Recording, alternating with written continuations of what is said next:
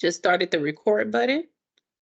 Thank you all for joining the HCM 345 session for Introduction to Healthcare Finance. My name is Katina Flagg. I will be your facilitator today. First and foremost, these sessions are designed with you in mind. What we do is, occasionally throughout the course, we just want to do a physical check-in and let you all know that we are here and we're here to offer you support. If you have any homework questions, don't hesitate to reach out to myself or your primary instructor throughout, the next 8 weeks.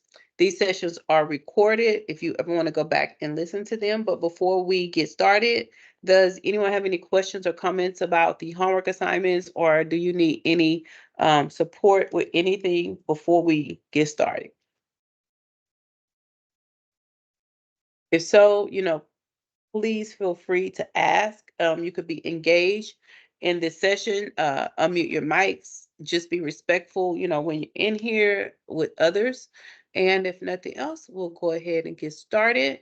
These sessions are just like a 30-minute check-in to see, and engage. And so because you don't have any questions right now, I will go ahead and just jump in and we'll start talking about some of the other content here in the course. If you want to put something in the chat box, please feel free, and I will monitor the chat box as much as I can.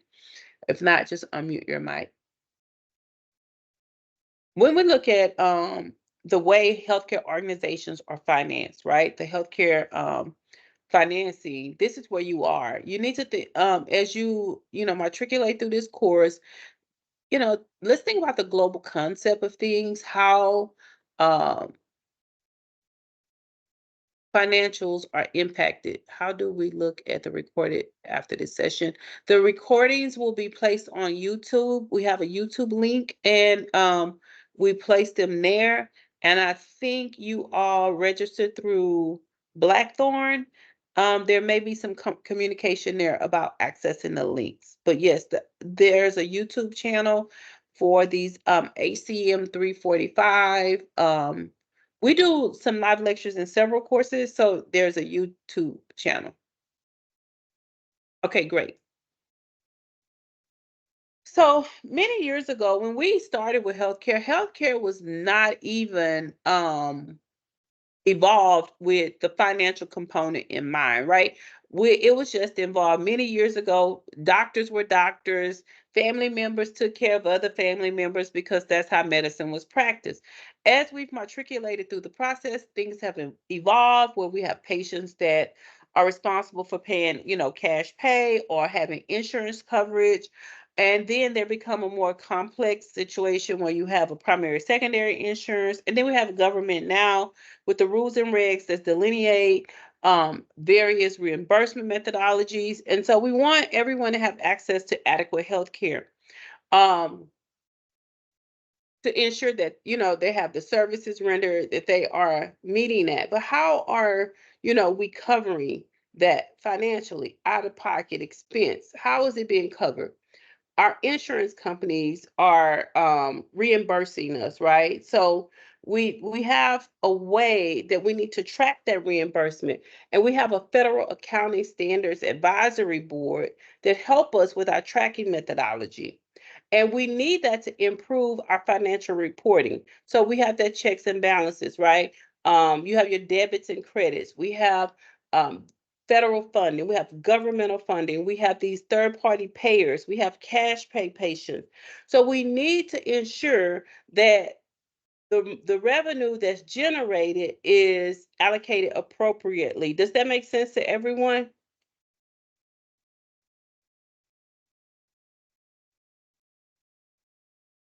Any questions or comments about that?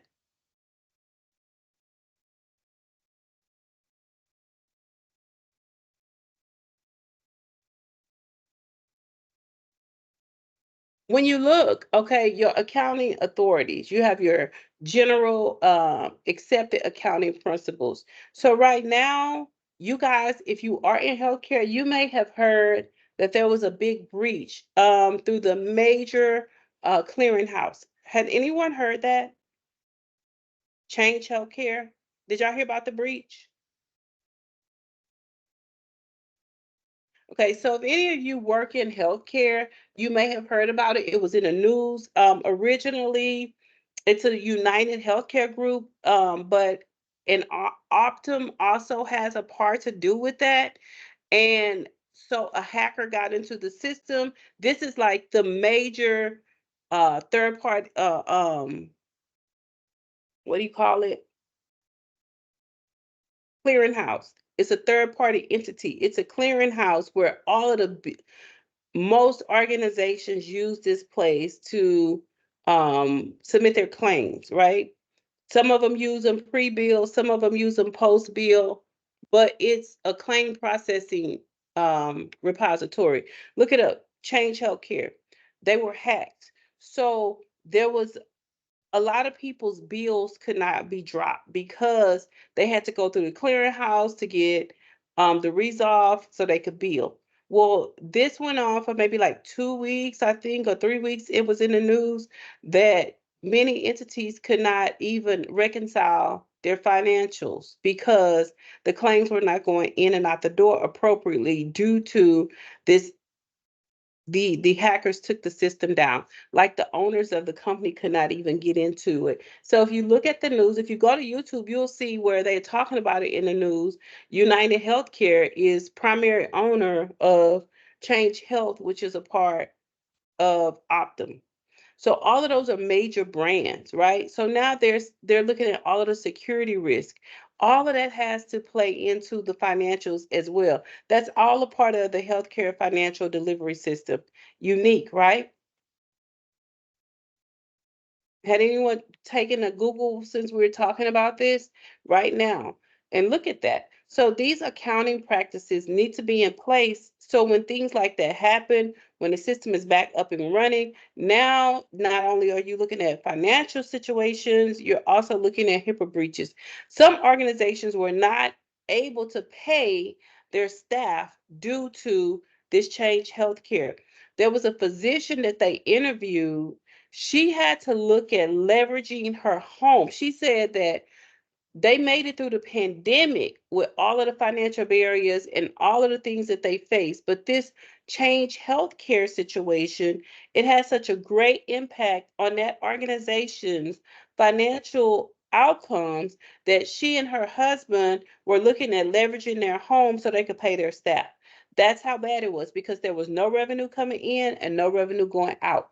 That particular entity, she said, it affected what? Yeah. So, Rebecca, where do you work, if you don't mind sharing? It affected almost every organization that was a part of Change Healthcare.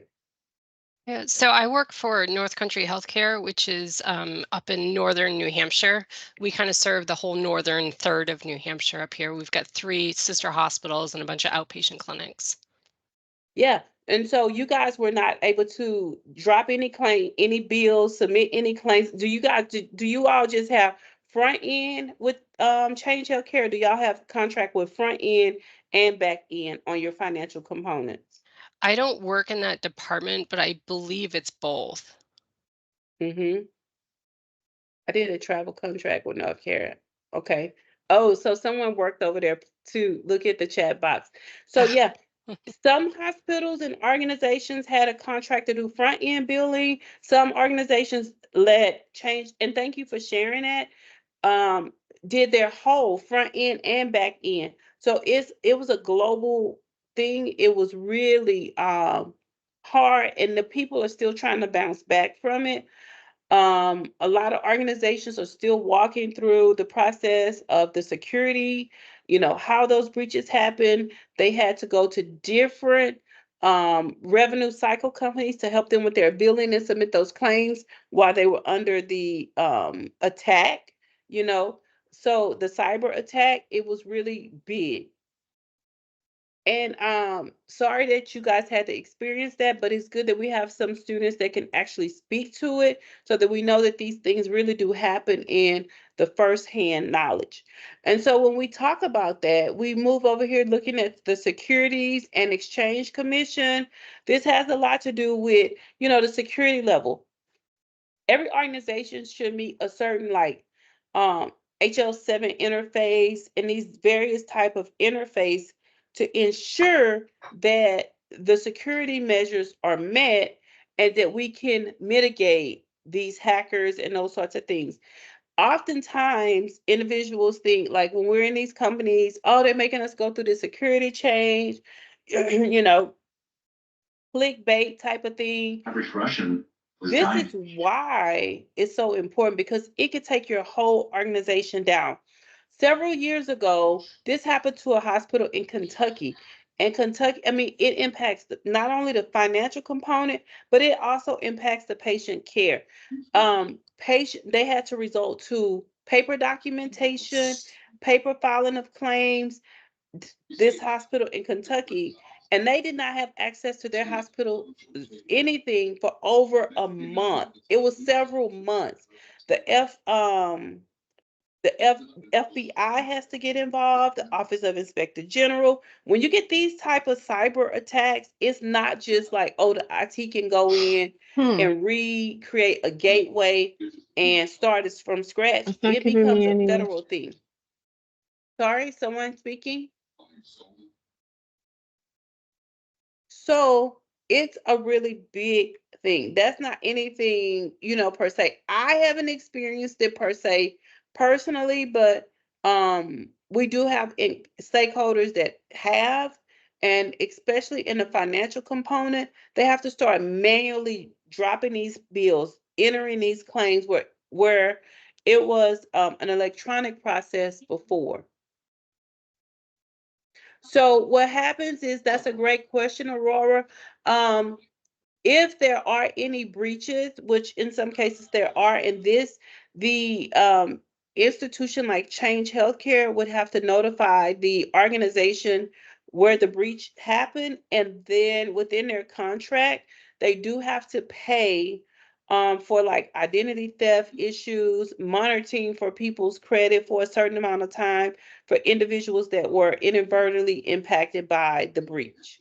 So there is some type of financial compensation that happens, but it's basically back to the patients to make sure that their social security numbers and all of their identity is protected. And then how in organizations will be inadvertently impacted, they will lose some of their clients. I can tell you, like, maybe if some of the clients are staying on board with them, it's because they're under contract.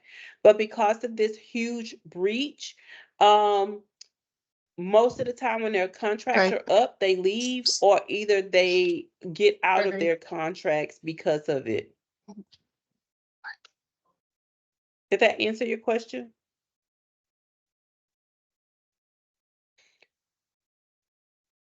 Yeah. Thank you. I remember when I worked for this happened with a transcription company maybe 5 years ago. I worked for this company called Conifer Health Solutions, and I was the director of medical records in East Texas. And the transcription vendor had a cyber attack, and they lost everything, and that transcription vendor was never able to recoup or recover from that. So the transcription vendor basically went out of business, because once the cyber attack happened, all of those hospitals had to jump ship and jump to another transcription company right away. And they had to recreate all of their templates and normals and all of those sorts of things. And so they ultimately stayed with where they went. And that could happen with this same Change Healthcare. I don't know. I need to follow the story a little more, but it gets really interesting. So if you hadn't, I would encourage you to Google, because that does have a great financial impact. And now that you guys are talking about the healthcare financial system, that could be something that you could use to do your homework assignments on, because it's relevant. It's like right now. It's in the media. It's in the press. You're getting updates. Um, so I just saw something, a couple days ago. That's what the information I saw about the doctor, how she's having to possibly leverage her home to pay her staff because of the whole impact of Change Healthcare. Any more questions or comments pertaining to that?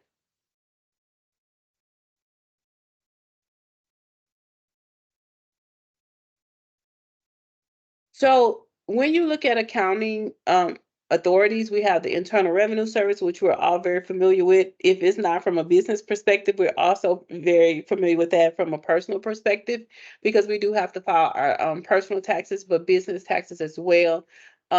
Each organization has, some accountability. If you work for a for-profit organization, they have a different tax category than a not-for-profit. And you can work for a not-for-profit organization and the organization make money. A lot of stakeholders think, oh, we work for a non-profit organization, they should not be making money. How are they surviving? Well, within their financial um, infrastructure, they have to give a certain amount of care or services to a certain population, but then the other population are billable. So, that's how it's a delineation in those roles to determine how much of their services, not free, but discounts or whatever the fee structure is for those indigent families. But those of you that work, in healthcare, that right now there's a surprise billing law that states that, with individuals, if they're going to have a surgical procedure, you need to be able to tell them what their out-of-pocket expense are going to be so that they're not surprised, right? And then you also have those nonprofit organizations that should warrant a certain amount of health care at a discounted rate. Well, whatever we offer to one client in, in that field, you have to offer to many. You have to offer to it all. So in hospitals, that's why you see the privacy notice and all of their practice notices on the walls. So they have to post that. And I'm pointing to my wall, my bedroom, because that's where I'm thinking about. They have to post it so that every patient knows what their rights are.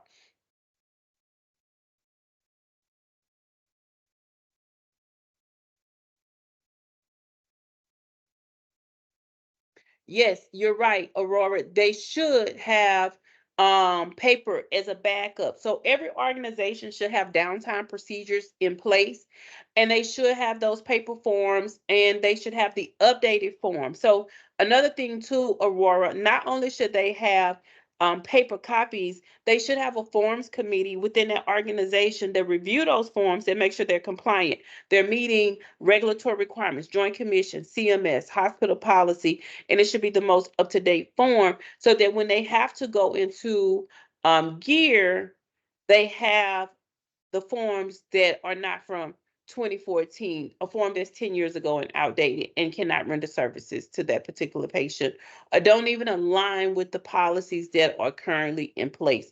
I think that's an excellent point. Thank you for pointing that out. Great engagement here. Thank you for the engagement.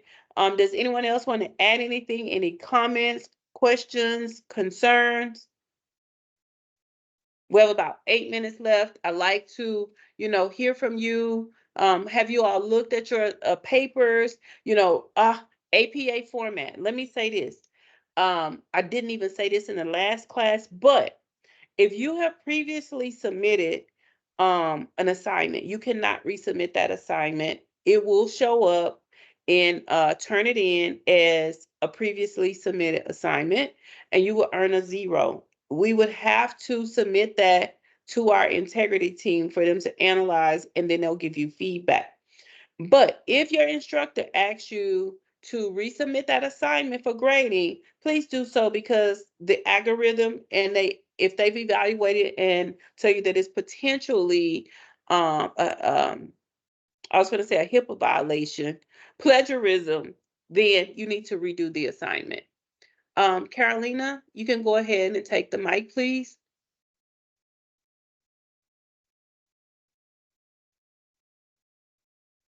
You can unmute your mic. If you're speaking, I don't hear you.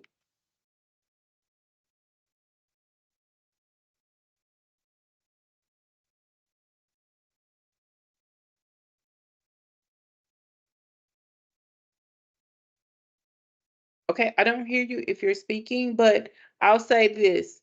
Please, please, please make sure it's your original work. For the final project, are we picking our own specific topic of healthcare reimbursement to talk about?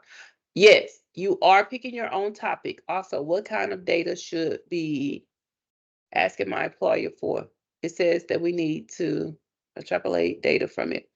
So, I mean, it depends on your topic, but you can get data content. Just say if you're talking about patient volumes versus length of stay or something. If you're saying, if you're talking about the revenue you were reimbursed, just say from FEMA, during the pandemic, like what was that patient population?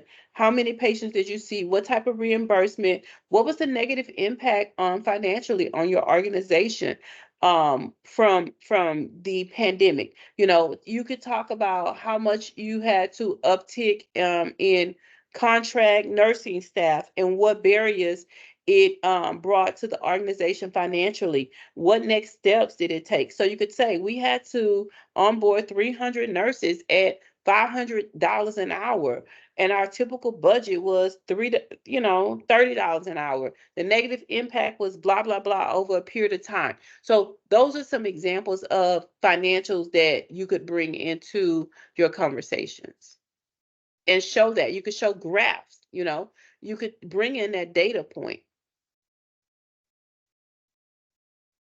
Is that helpful?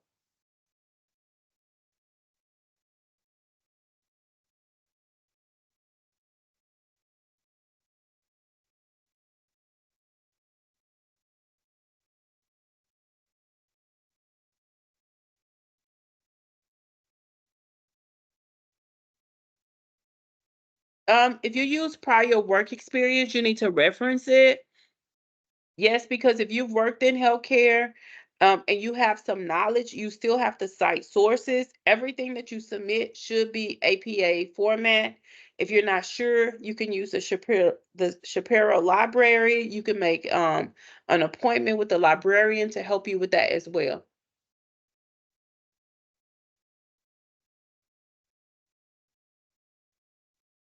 Yes. The question is, you have a couple milestones. Yes, you should be able to use those milestones. The one thing I would recommend is you do not have to, if you have a question, don't type the question and give a response. If you're writing a paper, you write the paper fully, um, in a paragraph format. But yes, you do build, and every paper should have stronger, more content. If you submit your first submission and it's only one page, you're off to a rough start, because you should have APA formatting, you should have your own terminology, and citing a source don't mean you could just copy it, put it in a paper, and do a citation. It doesn't mean that you could copy a paragraph from somewhere else and add 2 or 3 words and cite it. That's still plagiarism. It should be your own words. You should read the content, and change it and utilize your own words. And so, just to be, clear, we are monitoring. Not that we suspect students are plagiarizing. A lot of times, students plagiarize and they don't know. So that's the reason you're giving the feedback to say, hey, this looked like a high usage of other content. It's not cited appropriately. You need to add your own words. You need to modify this assignment. If your instructor does that, they're trying to give you a chance to correct it and not count it against you. Does that make sense to everyone?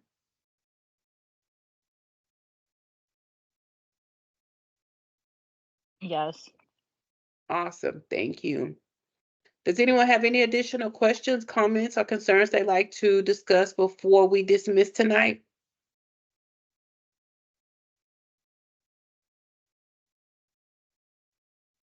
No, I think this was very helpful. Thank you. No problem. Thank you for joining, and see you next Thank you. time. Thank you all for coming. And thanks for your Thank engagement. you. Yeah, thanks for your engagement as well. It makes it so much easier.